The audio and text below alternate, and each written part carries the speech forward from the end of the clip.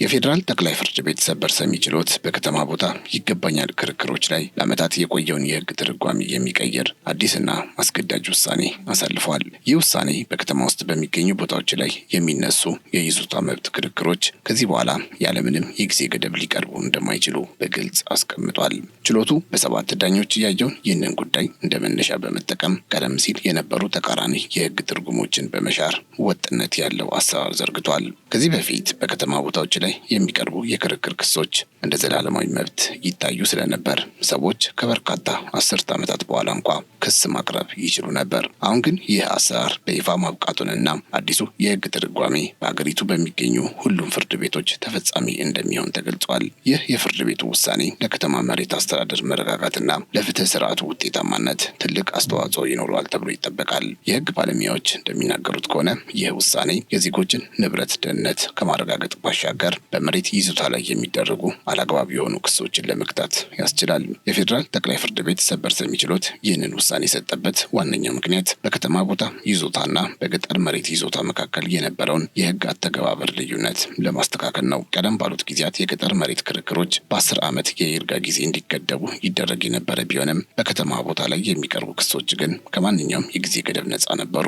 ይህ ሁኔታ በተመሳሳይ ጉዳዮች ላይ የተለያየ የፍርድ ቤት ውሳኔ እንዲሰጥ በማድረጉ የሕግ የበላይነትንና የፍትህ እኩልነትን አደጋ ላይ ጥሎ ቆይቷል። በተለይም በከተማ መሬት ላይ መብት አለን በሚሉ ወገኖች መካከል የሚደረጉ ክርክሮች ከ30 ወይም ከ40 ዓመት በኋላ እንኳ በመነሳታቸው ብዙ ሰዎችን ሲያማሩ ነበር። የሰበር ሰሚ ችሎቱ እነዚህን ተቃራኒ የሆኑ የሕግ ትርጓሜዎች በመመርመር የከተማና የገጠር መሬት ይዞታዎች በጊዜ ገደብ መታገድ እንዳለባቸው ወስኗል። ይህ ውሳኔ በባለቤትነትና በይዞታ መብት መካከል ያለውን ልዩነት በግልጽ በማስቀመጥ የከተማ ቦታን ብቻ የሚመለከቱ ክሶችን በ10 ዓመት ውስጥ እንዲቀርቡ አስገድዷል። የዚህ ውሳኔ መውጣት በተለያዩ ጊዜያት የነበሩ የሕግ ትርጓሜዎችን በመሻር ለወደፊት የፍርድ ቤቶች አሰራር አንድ ወጥ የሆነ መመሪያ ሆኖ ያገለግላል። ይህም ማለት ማንኛውም በከተማ ውስጥ ያለ ቦታ ይዞታውን የተነጠቀ ወገን መብቱን ለማስከበር ከ10 ዓመት በላይ መዘግየት አይችልም ማለት ነው። ፍርድ ቤቱ ይህንን ውሳኔ የሰጠው የፍትህ ስርዓቱ በጊዜ ሂደት የሚከሰቱ የሕግ ክፍተቶችን የመሙላትና ዜጎችን ከማያባራ ክርክር የመጠበቅ ኃላፊነት ስላለበት እንደሆነ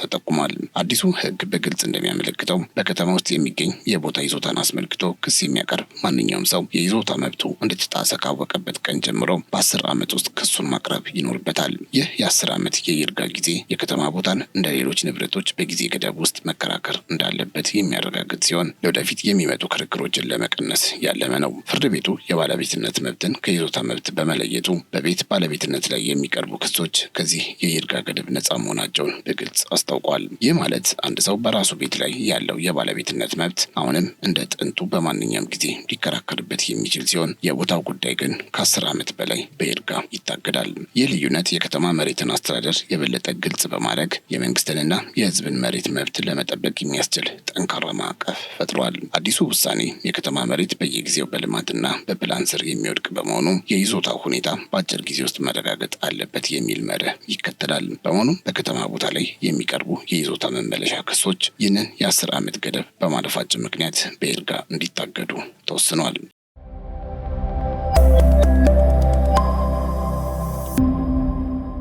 ይህ አሰራር ዜጎች በንብረታቸው ላይ ያላቸው መብት በፍጥነትና በጊዜው እንዲጠይቁ በማድረግ የፍትህ ሂደቱን ለማፋጠን ትልቅ አስተዋጽኦ ያደርጋል። በአጠቃላይ ይህ የሕግ ትርጓሜ በከተማ መሬት ይዞታ ዙሪያ የነበረውን እርግጠኛ አለመሆን በማስወገድ አስተማማኝ የይዞታ መብትን ለማረጋገጥ ወሳኝ እርምጃ ነው። ለዚህ ውሳኔ መነሻ የሆነው በአዲስ አበባ ከተማ ለሚ ኩራ ክፍለ ከተማ የተከሰተው የመሬት ይገባኛል ክርክር ነው። ጉዳዩ የተጀመረው ከደርግ መንግስት ጊዜ ጀምሮ በእርሻ መሬትነት ሲጠቀምበት የነበረ ቦታን አስመልክቶ በተነሳ አለመግባባት ሲሆን ክርክሩ እስከ ጠቅላይ ፍርድ ቤት ሰበር ሰሚ ችሎት ደርሷል። በክርክሩ ወቅት አንደኛው ወገን ቦታው የራሱ መሆኑን በመግለጽ የይዞታ መመለሻ ክስ ያቀረበ ሲሆን ሌላኛው ወገን ደግሞ ጉዳዩ በይርጋ መታገድ እንዳለበት በመቃወሚያነት አቅርቧል። በዚህም ፍርድ ቤቶች ጉዳዩን ሲመለከቱ ተቃራኒ ውሳኔዎችን በመስጠታቸው ጉዳዩ የ7 ዳኞች ታላቅ ችሎት እንዲያየው ተደርጓል። ችሎቱ ጉዳዩን በጥልቀት በመመርመር የመፋለም ክስ በከተማ ቦታ ላይ ተፈጻሚነት እንደሌለውና በይርጋ መታገድ እንዳለበት የሕግ ትርጉም ሰጥቷል። ታዲያ የሰበር ሰሚ ችሎቱ በአንድ ጉዳይ ላይ የሚሰጠው አስገዳጅ የህግ ትርጉም በየትኛው የሀገሪቱ ፍርድ ቤት እንደ ህግ ሆኖ የሚያገለግል ነው። ይህ ማለት ሰበር ችሎቱ ያወጣው የህግ ትርጓሜ ዝቅተኛ ፍርድ ቤቶች ወደፊት በሚያያቸው ተመሳሳይ ጉዳዮች ላይ በግዴታ መከተል ያለባቸው መመሪያ ይሆናል ማለት ነው። ስለሆነም የሰበር ሰሚ ችሎቱ የሰጠው ይህ አዲስ ውሳኔ በሁሉም የኢትዮጵያ ፍርድ ቤቶች ዘንድ እንደ ህግ የሚቆጠርና ተፈጻሚ የሚሆን አስገዳጅ ትርጉም ነው። የሰበር ሰሚ ችሎቱ ይህንን የሰባት ዳኞች ታላቅ ችሎት ለመሰየም የተገደደበት ሌላው ዋነኛ ምክንያት ከዚህ ቀደም በተለያዩ ጊዜያት በሰበር ችሎቱ የተሰጡና እርስ በርሳቸው የሚጋጩ ሶስት አስገዳጅ የህግ ትርጉሞችን ለማስታረቅ ነው። ችሎቱ እንደ መነሻ የወሰዳቸው መዛግብት አንዱ የቤት ባለቤትነት መብትን በተመለከተ ይርጋ የለውም የሚል አቋም የነበረው ሲሆን ሌላኛው የገጠር መሬት ክርክሮች የ10 ዓመት ይርጋ አላቸው የሚል ነበር። ሶስተኛው ደግሞ የከተማ መሬትን ከቤት ባለቤትነት ጋር በማመሳሰል እንደ ገጠር መሬት ይርጋ እንደማይኖረው የሚያስረዳ ነበር። ይህ መጋጨት በፍትህ ስርዓት ውስጥ የከተማና የገጠር መሬት ይዞታዎችን በተመለከተ ምክንያታዊ ያልሆነ የይርጋ አተገባበር እንዲፈጠር ማድረጉን ችሎቱ አምነዋል። በመሆኑም ይህ የሰባት ዳኞች የተሰየሙበት ችሎት የነበሩትን ተቃራኒ ውሳኔዎች በመገምገም የቤት ባለቤትነት መብትና የቦታ ይዞታ መብት ተለይተው እንዲታዩ በማድረግ ለብዥታው ዘላቂ እልባት ሰጥተዋል። ችሎቱ ይህንን አዲስ የይርጋ አሰራር ሲወስን በኢትዮጵያ ሲቪል ህግ ቁጥር 1133 ላይ የተደነገገውን የባለቤትነት መብት መሰረት አድርጓል። በዚህ መሰረት የባለቤትነት መብት በራሱ ጊዜ የማይገድበውና የማይጠፋ መሆኑን በመቀበል ይዞታ ግን መሬትን የመጠቀም መብት በመሆኑ በጊዜ ገደብ መወሰን እንዳለበት በግልጽ አስቀምጧል። ይህ የህግ ትርጓሜ የዜጎችን ንብረት ባለቤትነት ከማረጋገጥ ባሻገር በመሬት አጠቃቀም ላይ ያሉትን የይዞታ መብቶች ከባለቤትነት በመለየት የህግ ድንበሩን ግልጽ አድርጓል። የሰበር ሰሚ ችሎቱ ይህንን አዲስ ውሳኔ ሲያሳልፍ የህገ መንግስቱን አንቀጽ 40ና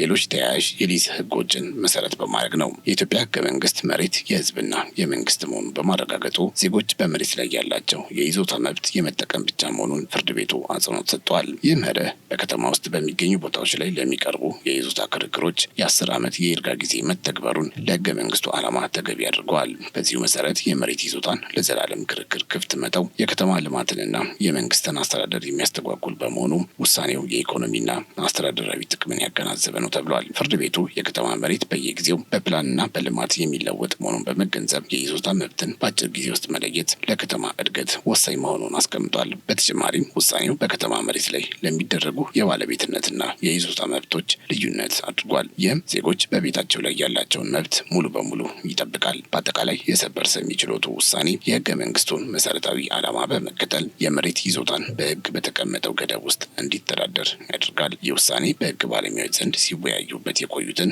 የይርጋ ጉዳዮችን በመፍታት ለሀገሪቱ የመሬት አስተዳደር ስርዓት አዲስ መሰረት ይጣል እንደሆነም ተነግሯል። የህገ መንግስቱ ትርጓሜዎች ከኢኮኖሚ እድገት ጋር የተሳሰሩ በመሆናቸው ይህ የሰበር ሰሚ ችሎቱም የከተማ መሬት ላይ የሚነሱ ክርክሮችን ለአንዴና ለመጨረሻ ጊዜ ለመቋጨት ትልቅ አስተዋጽኦ እንደሚያበረክትም ተነግሮለታል።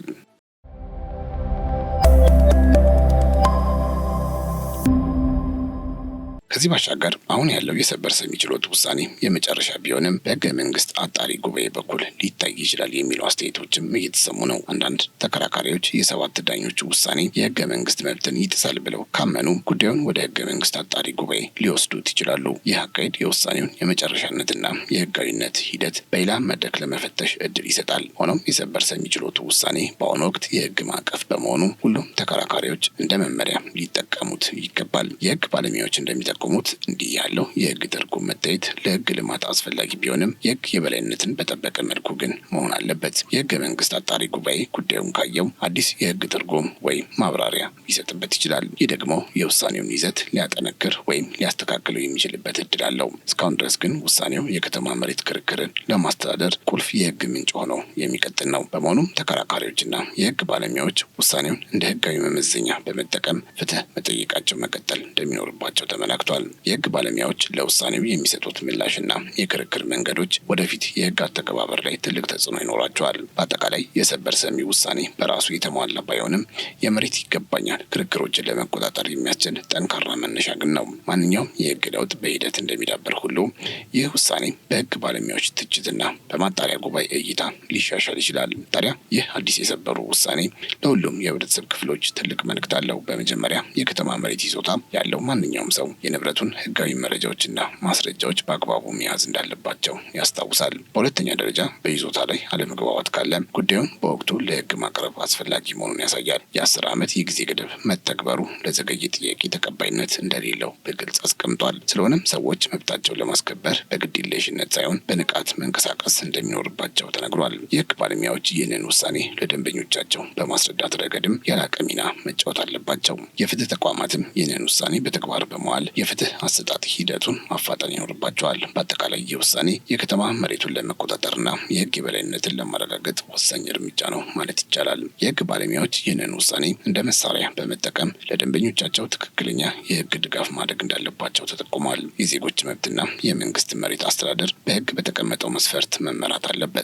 ውሳኔው ለከተማ ልማትና ለህግ የበላይነት ትልቅ እሴት በመሆኑ በሁሉም ዘንድ በደንብ መታወቅ አለበት።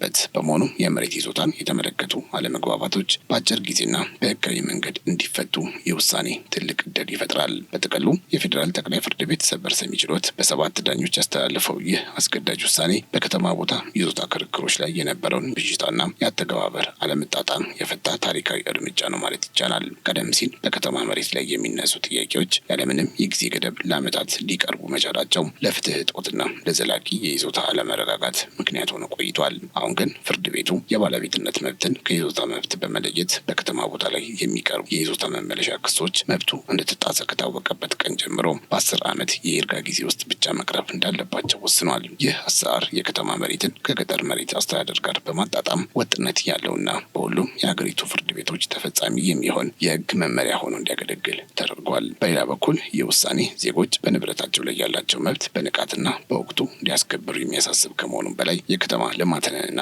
የመሬት አስተዳደርን የበለጠ ግልጽ፣ አስተማማኝና ውጤታማ ለማድረግ ያለመ ነው። ምንም እንኳ ውሳኔው የመጨረሻ ቢመስልም በህገ መንግስታዊ አግባብነት ጉዳዮች ላይ በህገ መንግስት አጣሪ ጉባኤ የመታየት እድል እንዳለው ቢታመንም በአሁኑ ወቅት ግን በሁሉም የፍትህ ተቋማት ዘንድ እንደ ዋና የህጋዊ መመዘኛ መወሰድ እንዳለበት ተደንግጓል። አብራችሁን ስለነበራችሁ እጅግ እናመሰግናለን። በያላችሁበት ሰላም